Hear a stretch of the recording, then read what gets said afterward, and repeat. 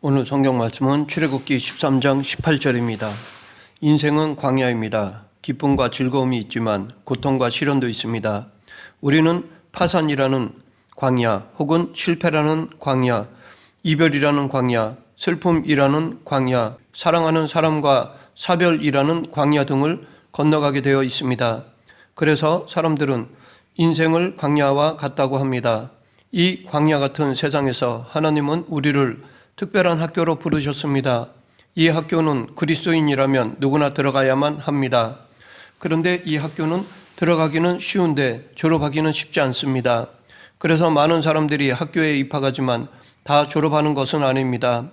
이 학교에서는 고난과 인내, 연단과 시험이라는 훈련을 받게 됩니다. 우리는 인생의 광야길에서 종종 힘든 고난과 시련에 부딪히곤 합니다. 그러나 그 고난과 시련 중에는 우리의 믿음과 신앙을 더욱 성숙하게 하려는 하나님의 훈련일 때가 있습니다. 과거 출애굽 때 하나님은 40일이면 충분히 갈 수 있는 거리를 왜 40년이나 이스라엘 백성들을 광야에서 머무르도록 하셨을까요? 본문에 보면 이것에 대해 홍해의 광야길로 돌려라고 말하고 있습니다. 왜 하나님은 이스라엘 백성들을 돌리셨을까요? 그 이유는 비록 광야길이 힘들더라도 그 길은 당신이 책임져 주실 길이기 때문이며 또한 하나님께서 특별한 목적을 가지고 있기 때문입니다. 이 광야길은 세 가지의 목적으로 준비된 길이었습니다. 첫째, 광야길은 하나님의 사랑을 체험하는 길입니다. 출애굽기 13장 17절에 블레셋 사람의 길은 가깝지만 돌리신 이유를 이 백성이 전쟁을 보면 마음을 돌이켜 애굽으로 돌아갈까 해서 이것을 미리 방지하고자 하셨기 때문입니다. 즉 블레셋 사람들의 길을 통과하려면 그들과 전쟁을 해야 되는데 이스라엘 백성들은 전쟁의 경험이 없었기에 전쟁을 하게 되면 두려워 마음을 돌려 다시 애굽으로 돌아갈 것이었기 때문에 미리 그것을 방지하고자 하신 것이었습니다. 물론 남쪽으로 갔어도 전쟁이 전혀 없었던 것은 아닙니다. 하지만 그때는 돌아가기에는 먼 길이었기에 돌아갈 생각은 하지 못했을 것입니다. 그리고 그런 상황에서의 전쟁을 통해 하나님은 당신의 사랑을 보여주시고자 하셨던 것입니다. 아말렉과 전쟁에서의 승리를 보면 전적인 하나님의 은혜였습니다. 이 사건을 통해 당신의 사랑을 체험케 하셨습니다. 비록 이스라엘 백성들의 40년 광야길은 평탄하지만은 않았지만 그 광야길은 그들에게 하나님의 사랑을 체험하는 길이었습니다. 둘째, 광야길은 하나님의 백성으로 훈련되는 길입니다. 혹자는 하나님은 애굽에서 이스라엘 백성들을 빼내는 데에는 하루가 걸렸지만 이스라엘 백성들 안에 있던 애굽에서의 종교, 가치관, 삶의 방식을 빼내는 데는 40년이 걸렸다라고 말합니다.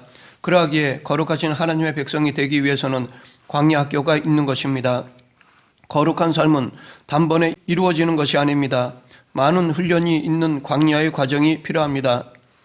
이스라엘 백성들에게 광야의 40년은 성화의 과정으로서 애굽의 노예에서 자유인으로 종에서 하나님의 자녀로 그 정체성이 바뀌는 과정이었던 것입니다.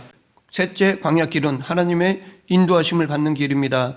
이스라엘 백성들은 40년 동안 구름기둥과 불기둥으로 인도하시는 하나님을 경험하였습니다. 광야 40년은 그들이 생각하기에 길었을 것입니다. 그래서 하루빨리 광야를 벗어나고 싶어 했을 것입니다. 하지만 하나님에게는 얼마나 빨리 가나안 땅에 들어가는 것은 문제가 아닐 뿐 아니라 의미가 없었습니다. 하나님은 시간이 걸리더라도 당신 앞에 이스라엘 백성들이 거룩한 백성으로 거듭나기를 원하셨습니다. 언제든지 당신의 백성으로 합당하기만 하면 가나안 땅에 들여보내는 것은 문제가 되지 않으셨습니다. 세상은 무엇이든 소유하고 즐기라고 부추깁니다. 그래서 내려놓으면 모두 잃어버린다고 하지만 하나님은 광야 학교를 통해 내려놓으라고 하십니다. 왜냐하면 내려놓아야 당신의 것으로 채워주실 수 있기 때문입니다. 그러하기에 우리는 광야 학교를 통해 우리를 변화시키려는 하나님의 사랑과 열정을 발견해야 합니다.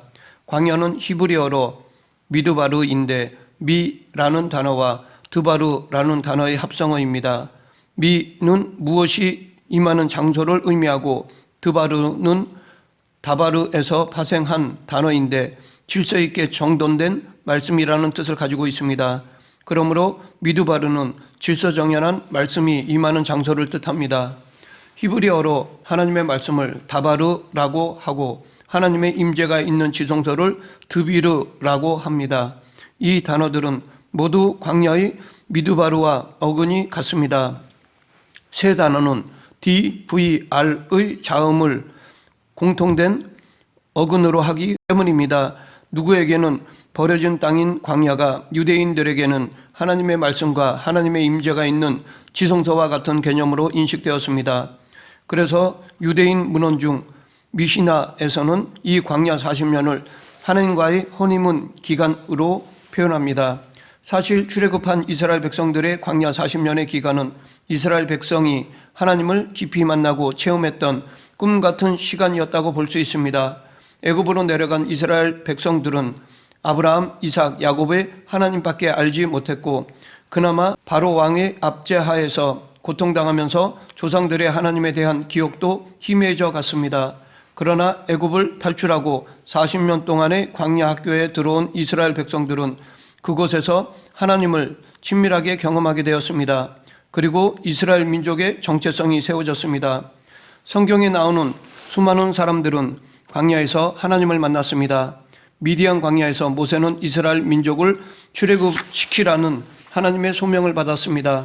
그리고 출애굽한 이스라엘 민족은 40년 동안 광야에서 하나님의 백성이 되고자 훈련을 받았습니다.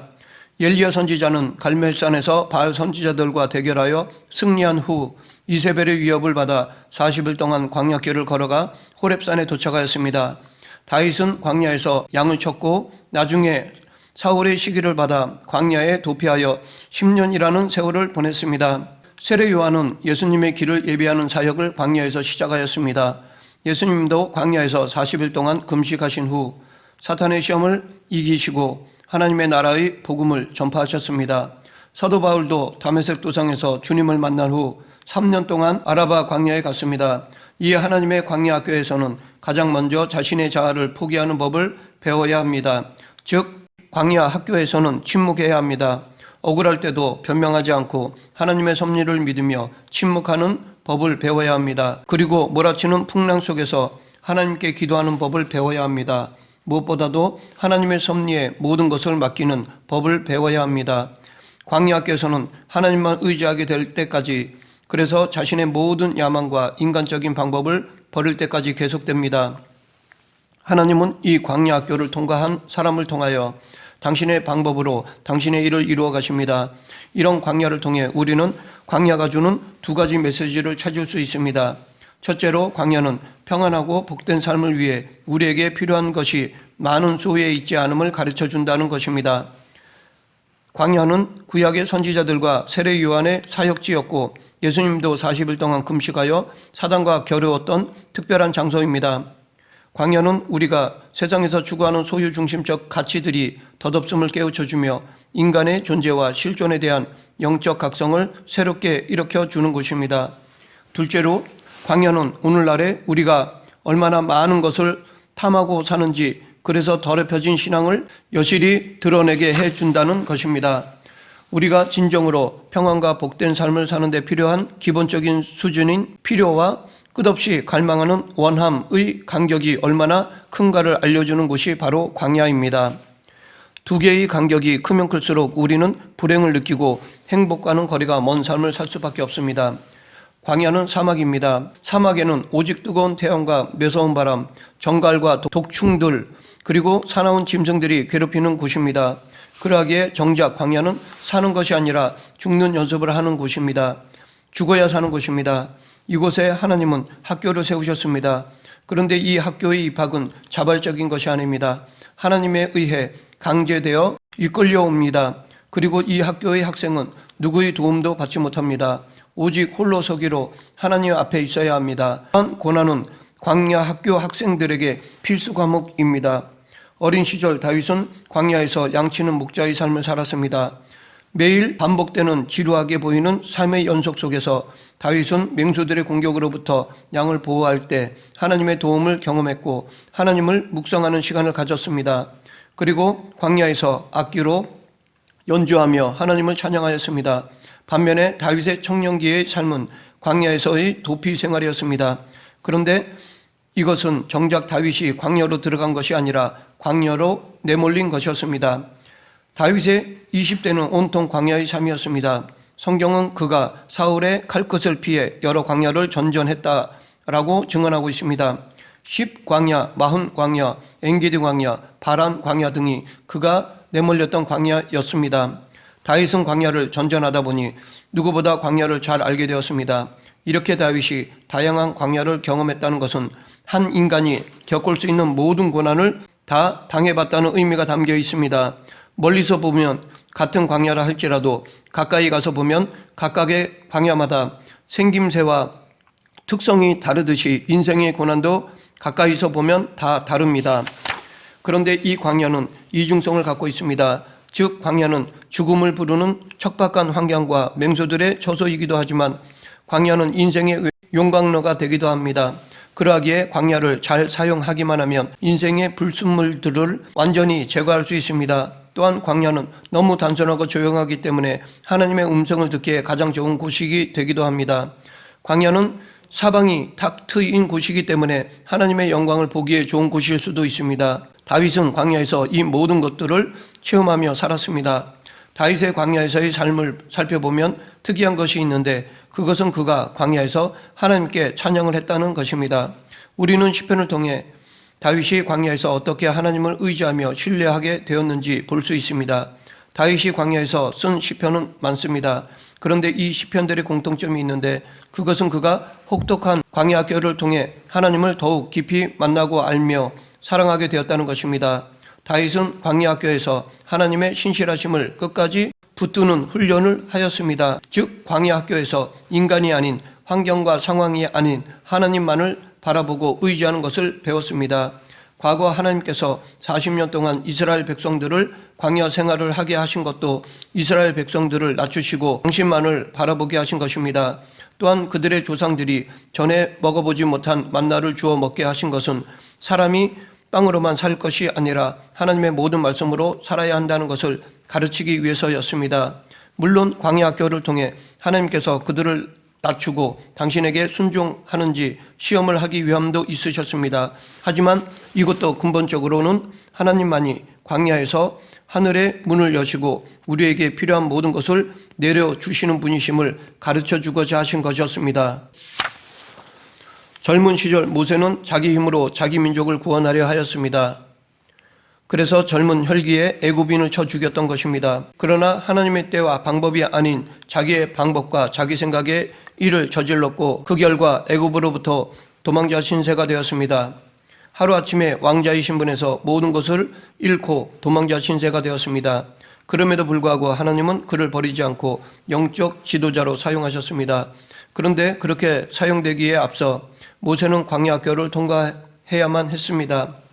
모세는 쓸쓸한 광야에서 비천한 목자로 양떼를 치는 생활을 했습니다. 그런 40년이란 시간을 통해 모세는 자신이 아무것도 아니었음을 깨닫고 그냥 하루하루 광야에서 보냈습니다. 그 고독한 광야 생활을 통해 모세는 자기의 정체성을 발견하게 되었고 황량하고 적막한 광야에서 온갖 고난을 겪으면서 청년 때의 혈기를 제어하고 인내와 겸손을 배웠습니다. 모세는 세상적으로는 외롭고 쓸쓸한 광야에서 별 볼 일 없는 사람처럼 살았습니다. 그러나 고독한 미디안 광야에서의 시간은 헛된 것이 아니었습니다. 이 기간 동안 자기의 삶을 성찰하고 모든 것을 내려놓는 영적 훈련의 기간이 되었습니다. 그 훈련이 끝나자 하나님은 광야 호렙산 떨기나무에서 모세를 만나 주셨고 모세에게 사명을 주셨습니다. 마지막으로 우리가 기억해야 할 것은 광야는 통과하는 곳이라는 것입니다.